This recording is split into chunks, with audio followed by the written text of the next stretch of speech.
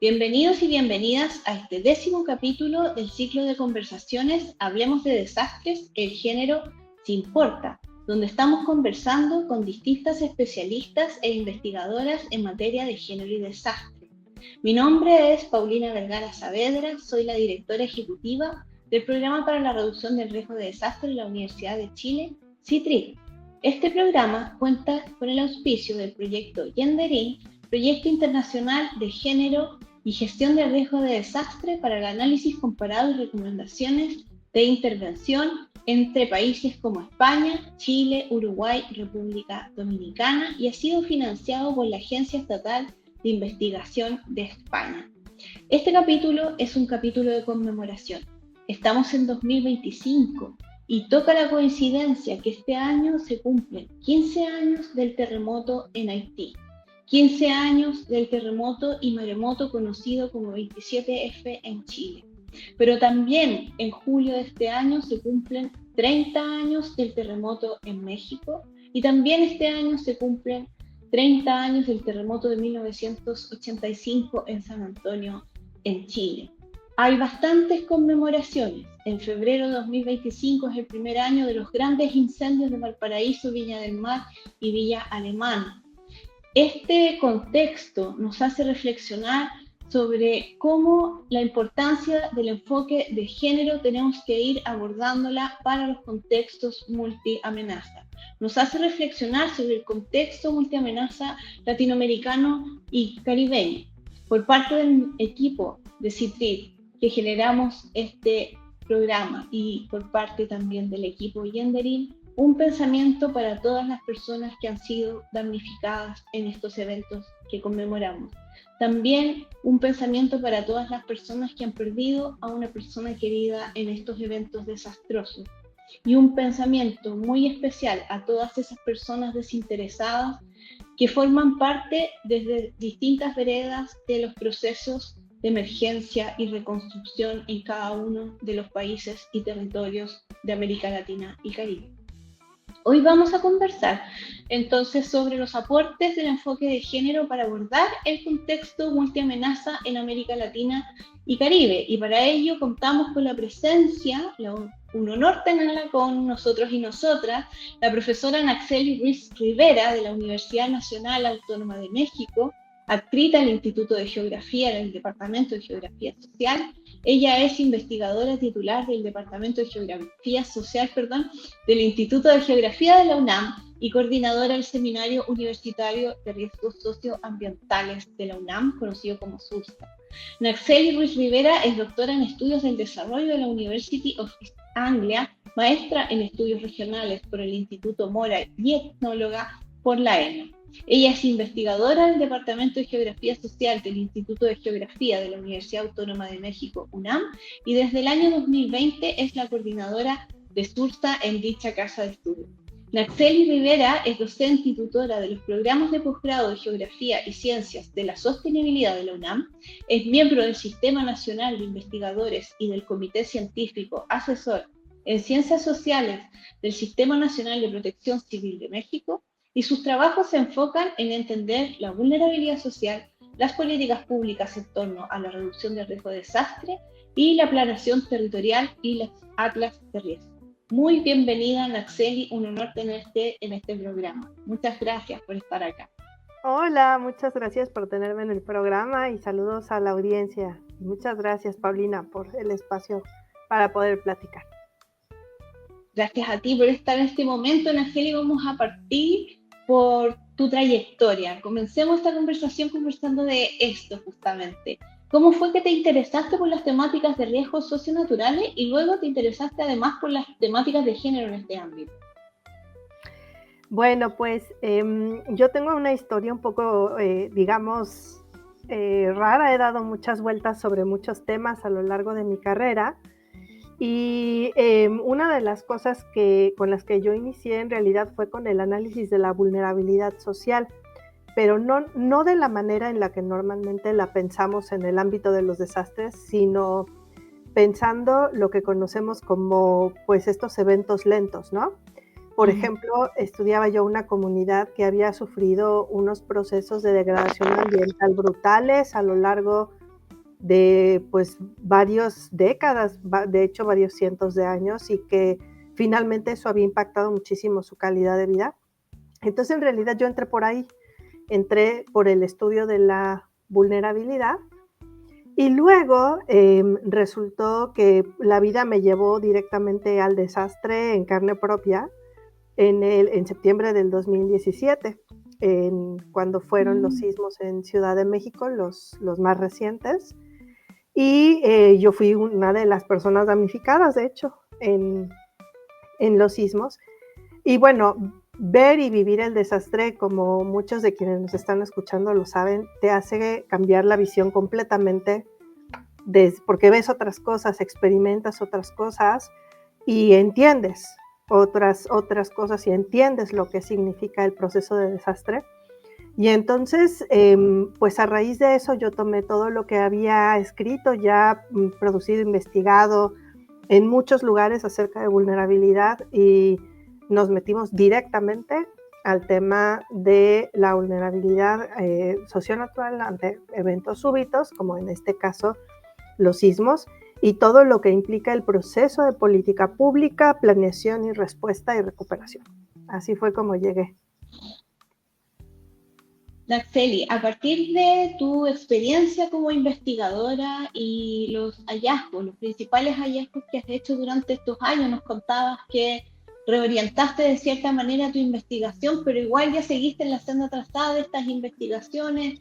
Nos contabas también la importancia de haber vivido un desastre. Personalmente a mí eso me tocó mucho porque yo también partí mis investigaciones en desastres socioambientales más bien y después lo reorienté con el 27F a desastres en sí mismo y reducción del riesgo de desastres, así que no hizo mucho sentido y seguramente debe ser la historia de muchas de las investigadoras latinoamericanas y caribeñas en la materia. A partir de tus principales hallazgos, sobre todo con respecto a vulnerabilidades y cómo estas afectan desde una perspectiva de género, ¿qué nos podrías contar de estos hallazgos y también de esta trayectoria investigativa que tienes? Bueno, pues es una pregunta bien interesante porque cuando uno estudia vulnerabilidad social, como que también hay ciertas ideas preconcebidas acerca de cómo se estudia, ¿no? Y uno piensa, por ejemplo, que vas a ir con personas que son muy pobres o que tienen muchas carencias o que viven como en estos extremos de la desigualdad social. Y una de las cosas que para mí ha sido como muy clara a lo largo de estos años es que en eso sí es muy distinto el concepto de vulnerabilidad al de pobreza, porque la vulnerabilidad es una condición de desventaja muy multifacética que no necesariamente afecta en mayor medida, digamos, a estas personas que están en el extremo de la desigualdad social. Una de las cosas que es muy importante dentro del análisis del desastre es que, por ejemplo, podemos tener sectores que en apariencia no son vulnerables, pongamos, por ejemplo, mujeres de clase media, pero que están atravesadas por otras formas de desigualdad, por ejemplo, las mujeres adultas mayores de clase media, que viven, por ejemplo, de las pensiones del Estado y que de repente se enfrentan a la pérdida de su hogar por un sismo y literalmente se quedan en la calle, ¿no? Y no tienen manera de enfrentar socialmente todos los impactos que un desastre conlleva. Entonces, ese tipo de vulnerabilidades, literalmente sí hay que aprender a verlas, ¿no? Porque no estamos hablando de estereotipos, estamos hablando de formas diferenciadas en las cuales nos afectan estos impactos de los desastres, y entonces eso no es tan obvio ni es tan sencillo de ver. Esa creo que es una de las cosas que he aprendido, que hay muchas maneras en la que se manifiesta y que se manifiesta en sectores sociales que probablemente uno no había pensado que pudieran verse, ¿no? Y otra de las cosas que para mí fue muy importante es que la vulnerabilidad social siempre, siempre, siempre va aparejada con formas de vulnerabilidad institucional y política. Y en ese sentido, por ejemplo, parte de los problemas que nosotros hemos investigado es que uno podría pensar que en México, con tantos desastres que han ocurrido, como que los desastres podrían ser un tema muy conocido, muy bien explorado, y en realidad falta muchísimo que entender. Entonces, por ejemplo, una de las cosas que yo he trabajado, que es el tema de recuperación, a mí, cuando yo llegué formalmente al tema, me sorprendió mucho que hubiera tan pocas cosas acerca de qué es recuperación, cómo se diseña una política pública, cómo diseñas intervenciones, cómo atiendes las necesidades diversas de poblaciones diversas que se ven afectadas por el desastre. Y entonces ahí es donde descubres, bueno, pues que hay todo que aprender, hay todo que reflexionar y adaptar a las condiciones reales de los países en los que vivimos, pero que también cualquier respuesta que nosotros queramos dar a las vulnerabilidades sociales pasa también por entender y actuar sobre las limitaciones institucionales y políticas que tenemos, porque no todo el mundo está dispuesto a escuchar que la forma que tenemos de atender los problemas no es la correcta, ¿no? Entonces, en ese sentido, pues por ahí hemos trabajado algo en estos años, sí. En el difícil mundo de convencer a las instituciones que deben reformar algunas cosas y transformar algunas prácticas. Así es. Sí, no es fácil. ¿Cuáles han sido los principales hallazgos a partir de la consideración del género para el contexto multiamenaza? ¿Cuáles crees tú que son las claves y la importancia del enfoque de género para las mujeres de América Latina y para el contexto latinoamericano y caribeño en general? Yo creo que, como mencionaba hace un momento, estamos atravesados por muchas formas de desigualdad y por muchas, digamos, condiciones más específicas, y el género es una de ellas. Pero una de las cosas que a mí me ha interesado mucho no es solamente ver cómo hay afectaciones que son particulares de las mujeres, sino también cómo la forma en la que las instituciones proveen las soluciones también pueden tener un enfoque muy ciego al género. Y les voy a dar un ejemplo de esto. Por ejemplo, aquí en la Ciudad de México, la mayor parte de las soluciones o de las intervenciones en política pública las proveen personas que son especialistas en áreas de ingeniería. De esas áreas de ingeniería hay una profesión en particular, la de la corresponsalía en seguridad estructural, en la cual no hay una sola mujer en toda la ciudad, por ejemplo, ¿no? Y entonces estas personas, estos especialistas normalmente están vinculados más bien a grandes negocios inmobiliarios y como a una visión de la ciudad en la cual hay muy poca consideración acerca, por ejemplo, pues sí, del hecho de que la mayoría de las afectadas son mujeres jefas de familia, ¿no? Que están en vivienda autoconstruida, que están en asentamientos que originalmente se construyeron un poco al margen de la intervención del Estado. Entonces, este tipo de investigación sobre las instituciones del Estado y sobre la forma en la que se enmarcan las soluciones, pensando como si todo el mundo viviera en un gran departamento de lujo, no sé, de muchos niveles, en una zona de la ciudad que potencialmente le puedes aplicar a lo mejor un instrumento urbanístico, ¿no? Para poder financiar la reconstrucción tras un desastre, pues es que esa no es la realidad de la mayoría de las personas afectadas en los sismos en nuestro caso.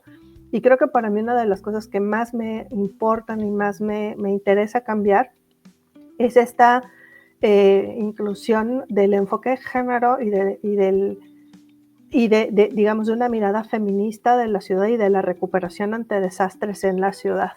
Y creo que es por eso, porque tenemos como ahí como puntos ciegos dentro de las instituciones que nos están impidiendo diseñar y pensar soluciones que sean más apropiadas para las personas que finalmente necesitan en mayor medida estas intervenciones.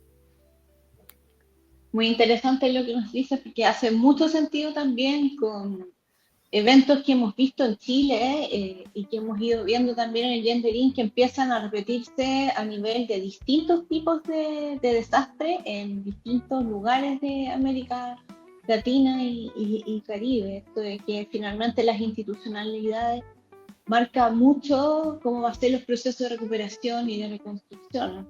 Con puntos ciegos en general tiende a veces incluso a profundizar ciertas vulnerabilidades previas, no considerar las particularidades.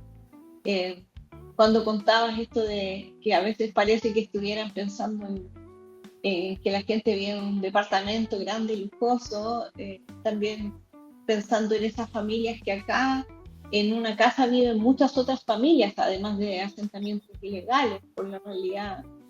Sí. Bueno, a quienes recién se integran a este video y a esta conversación, les recordamos que estamos viendo el capítulo sobre multiamenaza y enfoque de género en América Latina y Caribe del programa Hablemos de Desastres, el género se importa. Hoy conversando con la profesora Natseli Cruz Rivera de la Universidad Autónoma de México. Ella es coordinadora del Seminario Universitario de Riesgos Socioambientales SURSA y nuevamente le agradecemos muchísimo por estar conversando de sus investigaciones, pero también haciendo estas conexiones entre vulnerabilidades y cómo lo institucional también tiene un rol muy preponderante en las temáticas de desastre para la recuperación y también para la prevención, ciertamente. Natseli, de acuerdo a lo que mencionábamos al inicio del programa, que este año se cumplen 30 años del terremoto en México y también el terremoto de San Antonio en Chile, los 15 años del terremoto en Haití, que fue muy destructivo, el terremoto 27F y maremoto también en Chile. ¿Crees que se ha avanzado en reducción del riesgo de desastre a nivel internacional, particularmente en la realidad latinoamericana? ¿En qué crees que se evidencia esto? Con respecto al enfoque multiamenaza también, ¿cómo dirías tú que ha avanzado o no el tema? Pues yo creo que sí hay avances, por supuesto, pero son avances llenos de claroscuros. Creo que hay una mucho mayor conciencia en muchos de nuestros países acerca de las causas de los desastres. Creo que cada vez hay más entendimiento de las causas sociales y de lo que se llama, ¿no?, los factores subyacentes del riesgo. Y creo que hay un reclamo cada vez más amplio de la sociedad en muchos países, precisamente para tratar de evitar este lenguaje más naturalista, ¿no?, del riesgo, donde todo le echamos la culpa a Dios o a la madre naturaleza de nuestras fatídicas consecuencias. Creo que en eso sí hay mucho avance y en ese sentido la formación y la pedagogía social del riesgo, en eso creo que hay un buen avance. Sería injusto no reconocerlo, pero al mismo tiempo tenemos enormes retos. Por ejemplo, una de las cosas que yo encontré en una de las últimas investigaciones que hice, de hecho, es que a pesar de que se tiene como mucha conciencia de que tenemos que invertir en prevención, en realidad la mayoría de nuestros países tiene un enorme hueco ahí en realmente entender cómo se hace eso, ¿no? Entonces, parte de la explicación de por qué no nos queda tan claro es porque tenemos como muy imbuido que están los bonos catastróficos y que están a lo mejor los seguros privados, pero es que en realidad cuando uno entiende la complejidad del financiamiento preventivo y de reducción de riesgos, o sea, con este enfoque, no de enfrentar la emergencia, sino de reducir el riesgo, pues te das cuenta de que en realidad ahí hay unos huecos enormes prácticamente en todos los países de América Latina, ¿no? Y más cuando estamos pensando en los gobiernos locales, y más cuando estamos pensando en financiar acciones desde lo local, pensando pues en las particularidades de los grupos, ¿no?, que ya hemos hablado, ¿no?, los grupos indígenas, los sectores a lo mejor urbano-populares. Entonces, creo que, por ejemplo, allí me parece que tenemos todo que hacer, o sea, se entiende la relevancia del financiamiento, pero nadie quiere cargar con eso. Y nadie quiere cargar con eso, sobre todo porque en este riesgo, digamos, o en esta visión preventiva del riesgo, pues en realidad la emergencia y los impactos no han pasado. Entonces, como que cuesta mucho trabajo internalizar que eso es una inversión en desarrollo. Entonces, por ejemplo, allí veo muchísimos problemas todavía. Veo muchas áreas de oportunidad también en la parte que tiene que ver con recuperación. Creo que también ahora que el mundo está cambiando de una forma tan acelerada y que tenemos enfrente pues todo este tema climático, como que ya estamos empezando a tomarnos en serio de, bueno, ¿qué vamos a hacer cuando ocurran estos desastres y tengamos que enfrentar las consecuencias de esos desastres? Y en ese sentido, como que también quizás nos confiamos mucho en la idea de vamos a crear resiliencia y demás, pero en realidad nos falta mucho pensar en eso, ¿no?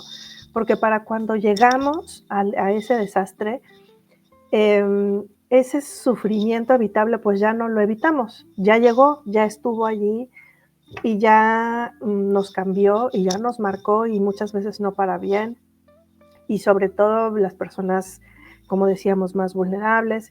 Entonces también creo que se trata de prevenir, pero también se trata de tener una idea clara de cómo es el proceso de recuperación y cómo utilizar el proceso de recuperación a nuestro favor, y no, como decimos en México, que nos agarra con los dedos en la puerta, ¿no? Que realmente no tenemos idea de qué hacer y estamos inventando el hilo negro cada vez que tenemos un gran desastre, cuando en realidad podríamos aprender perfectamente de las experiencias que ya hemos tenido y de los países y regiones hermanas que están viviendo las mismas cosas que nosotros. Entonces creo que esas serían para mí como dos de las grandes áreas a estudiar, y por supuesto también la tercera es esta institucionalidad del riesgo, ¿no? Y también esa institucionalidad con una visión pues literalmente más incluyente, donde podamos, o sea, cómo podemos crear instituciones y traducir, por ejemplo, la evidencia científica para que las instituciones puedan moldear sus normas para atender realmente a las personas más vulnerables. Entonces, esa desconexión entre la investigación, la evidencia científica, lo que sabemos de esta diversidad de personas vulnerables, cómo la llevamos al marco de la acción institucional, y pues ahí también creo que hay un gran trabajo que hacer todavía, básicamente en todos lados. Sí, es una realidad latinoamericana más o menos extensa. Esta pregunta que viene ahora ya es casi un clásico de nuestro programa, y es si pudieras hacer recomendaciones al Estado, si pudieras hacer recomendaciones a los organismos internacionales y a las organizaciones de ayudas humanitarias que intervienen en desastres o que contribuyen a la prevención y a la reducción del riesgo de desastres. ¿Cuáles serían tus prioridades? Y de esas prioridades, ¿qué recomendarías entre todas ellas de manera urgente y por qué? Bueno, de hecho, una parte de mi trabajo es eso, hacer recomendaciones. Entonces, les puedo platicar algunas de las que hemos hecho.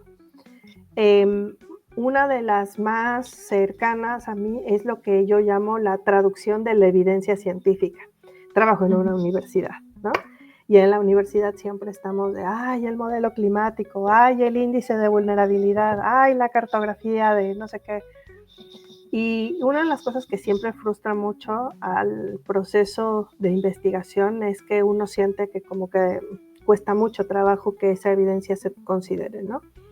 Entonces, yo lo que hago, que es un trabajo, pues que sí, bien importante para mí, al que me ha gustado dedicarle energía, es a desarrollar una cosa que yo llamo como una especie de modelo para traducir toda esa evidencia en algo que sea utilizable en contextos donde la persona no es especialista, porque también ese creo que es otro error muy grande de las personas que trabajamos en investigación. O sea, como que consideramos que nuestro par y que la persona destinataria del mensaje es una persona que tiene, por ejemplo, conocimientos de cartografía o conocimientos de estadística o conocimientos de física, Y eso nunca es así, ¿no? Las personas que son nuestras destinatarias y que están en mayor necesidad de lo que nosotros sabemos hacer, son personas que no usan nuestro mismo lenguaje. Entonces tenemos que hacer un esfuerzo por generar o hacer que esta evidencia entre en productos que son orientados al usuario final. Usuario final no solamente que sí ellos son por ejemplo las personas vulnerables. Imaginémonos pues en una comunidad rural donde hay brigadas comunitarias que no se trabajan con fuego, o una colonia popular en la Ciudad de México, donde tenemos a lo mejor grupos de jóvenes o profesores que trabajan con niños a lo mejor en evacuación, en un sismo, ¿no? Sí son ellos, pero también una de las cosas que para mí ha sido muy relevante es entender que también los tomadores de decisiones, los políticos, los diputados, las personas que están en áreas de la administración pública también necesitan ese trabajo. Y necesitamos orientar nuestro lenguaje y nuestros productos derivados del trabajo académico a que esas personas los puedan utilizar, por ejemplo, redactando un artículo de una ley. O, por ejemplo, diseñando un programa de política pública, buscando, o sea, pero también entendiendo cómo funciona la política, ¿no? Cómo funciona, porque también ellos tienen que cumplir con ciertos requerimientos, vienen con ciertas partidas presupuestales, vienen con ciertas restricciones en el uso a lo mejor de sistemas de información geográfica y nosotros tenemos que adaptar lo que traemos a esa realidad. Y eso como que a nadie le gusta porque literalmente pues es como el laboratorio, o sea, ¿no? Es como meterse a la cocina de elaborar productos en lugar de simplemente degustar, ¿no? Sí. Pero eso es una gran recomendación para quienes nos dedicamos a eso, porque realmente ese trabajo nadie lo está haciendo y todo el mundo piensa así como que, sí, el cambio climático, ya y sí, los desastres, ya hay que reducir el riesgo, ya y sí, la vulnerabilidad, pero en realidad no estamos en los lugares donde tenemos que estar. Y la única manera en la que podemos estar es utilizando el lenguaje correcto, usando mecanismos de comunicación inteligentes, enfocándonos en nuestros usuarios y tratando un poco como de incorporar la parte técnica y científica en la toma de decisiones, ¿no? Porque hay muchas fuerzas que son las creadoras del riesgo que están allá afuera, pero nosotros tenemos parte de las respuestas de qué hacer y de cómo hacerlo, ¿no? Cómo diseñar una alerta temprana, o sea, hay como muchas áreas de oportunidad allí. Entonces, allí creo que esa es una recomendación, y a lo mejor no es una recomendación para tomadores de decisiones, sino para las personas que trabajamos con los tomadores de decisiones, ¿no? Esa es una. Y la otra es nunca olvidar a la persona que sufre, porque también esa es otra cosa que pasa bien constantemente, ¿eh? Que diseñamos cosas de política y no estamos pensando en nuestro usuario final, no estamos pensando, por ejemplo, ¿quién es esa persona damnificada? ¿Quién es esa mujer, niño? O sea, nunca tenemos políticas para niños, ¿no? Para atender a los niños, para pensar en qué pasa con las labores de cuidado, en los desastres. Entonces, al momento en que nosotros nos olvidamos quién es la persona por la cual estamos nosotros trabajando, allí perdemos una parte importante de la efectividad de todo lo que podamos proponer. Y creo que eso sería como mi principal punto de enfoque, porque pues eso es lo que me mueve y lo que yo trabajo. Muchísimas gracias, Nacheli. Estamos llegando ya al final de este programa de conversación. Hoy día nos ha acompañado la profesora Nacheli Ruiz Rivera en conmemoración a los 15 años de los terremotos de Haití, 15 años del terremoto y maremoto en Chile, 30 años del terremoto de la Ciudad de México y de San Antonio en Chile. Decíamos también que en 2025 es un año de otras conmemoraciones, CODE y otras más. Nuevamente, tomándonos de las últimas palabras de Nacheli hace un momento con respecto a no olvidar a quienes sufrieron, ¿no? A quienes sufren con finalmente estos eventos. un pensamiento para aquellas personas que perdieron a otras personas queridas, que se vieron en situación de quedarse completamente damnificadas, y también un reconocimiento a aquellas personas que desde sus instituciones, organismos, participan en los procesos de emergencia y reconstrucción, ya sea desde la investigación o en los servicios públicos u otros. Muchísimas gracias nuevamente, Naxeli, por acompañarnos en este capítulo. Gracias a todos y a todas por seguirnos en nuestro canal oficial en YouTube del Programa para la Reducción del Riesgo de Desastres CITRIS de la Universidad de Chile. Este programa lo hacemos con mucho cariño junto a Genderim, justamente para no olvidar a aquellas personas que han sufrido y también para que sea una herramienta para decisiones y recomendaciones. Nuevamente, Naxeli, 1.000.000 de gracias por tener el honor de contar con tu sabiduría en este programa. Un abrazo y nos vemos en el próximo episodio. Muchas gracias a todas y todos, gracias por el espacio y pues genial estar aquí con ustedes en CITRIR y en el programa Genderim, que es algo a lo que le tenemos mucho cariño, y bueno, un abrazo fuerte desde México. Un abrazo, nos vemos, gracias. Gracias.